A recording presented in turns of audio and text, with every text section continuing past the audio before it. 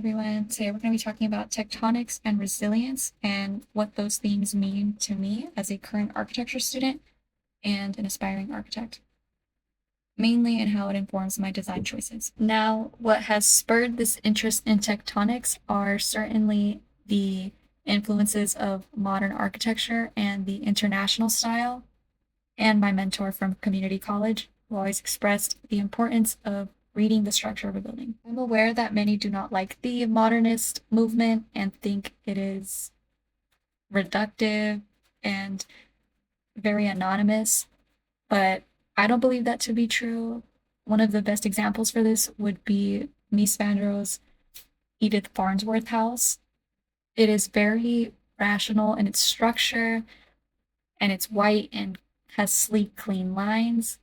And though it is white and free of ornamentation, it still blends in beautifully with its surrounding landscape in every season as well. In the winter, it looks really beautiful against the white, snowy landscape, and in the fall, it also looks amazing when you can see all the color changing leaves. A characteristic of modern architecture that I've also come to greatly appreciate is the sense of clarity that comes through, and it's very obvious in the cross section of the Farnsworth house. You could see that columns and mullions line up with the structure that goes through the flat horizontal slabs of the roof and the ground. And I think that gives a sense of purity that is very nice, and above all, transparency as well. There's nothing to hide behind. The building is what it represents to be.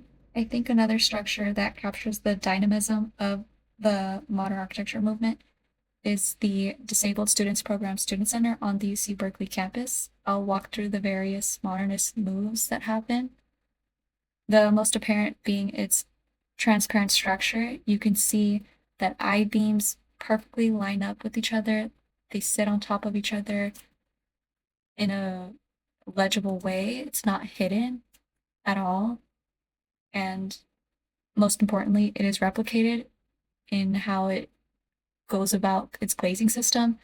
The frame that holds up the wooden slats is mirrored in its glazing system, and you have mullions that parallel that. It's interesting because the way it utilizes structure is also quite playful. It's not bleak like a factory or some type of warehouse. You can interact with the structure. You can walk through those two little posts with the beams coming out of it, which is nice as well.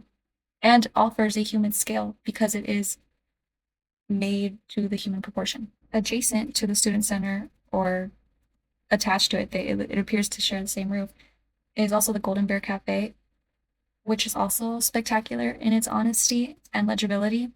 The most defining feature of it would be its angled roofs that are making V shapes repeatedly.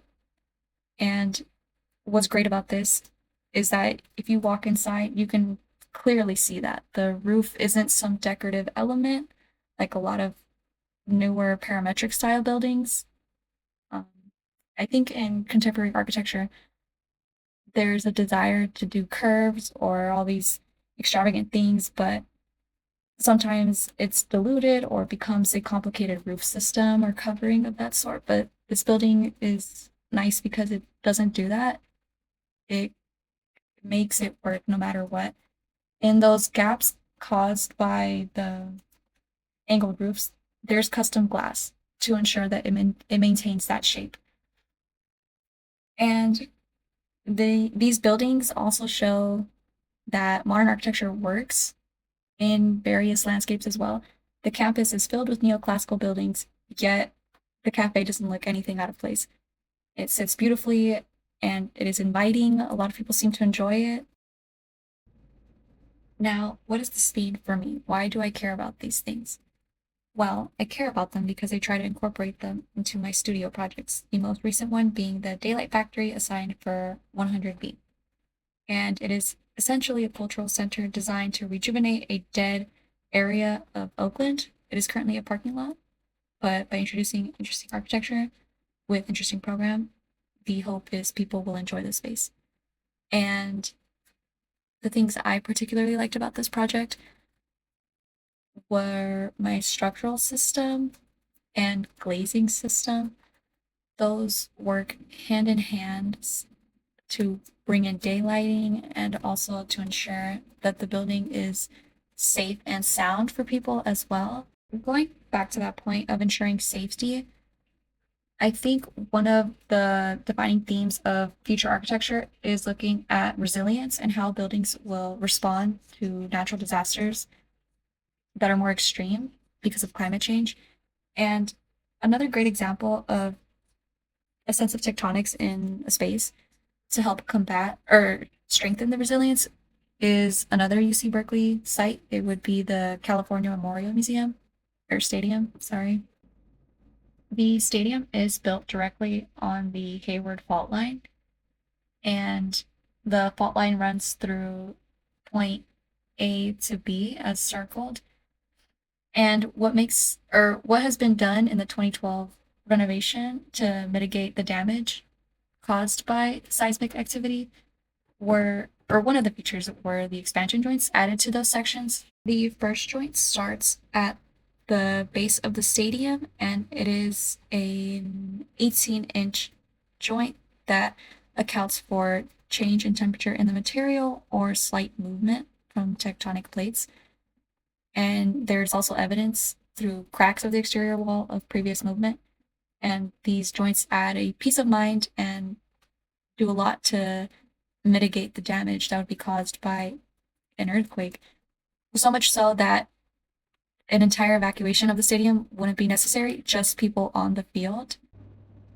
My final comments and key takeaway from this video is that I hope to continue embracing tectonics and to develop it more, specifically with the intention of building more resilient things that can respond to hurricanes or floods. And the most important part that I don't think I've said, but I would love to see these renovations and adaptations that make buildings safer applied to ordinary buildings. I would love to see this happening in homes, in public schools, not just here at the university where funds aren't an issue because you have donors. I would like to see the average person have access to resilient buildings. And I think I can make that happen by continuing to embrace tectonics while also learning what type of tectonics makes that possible.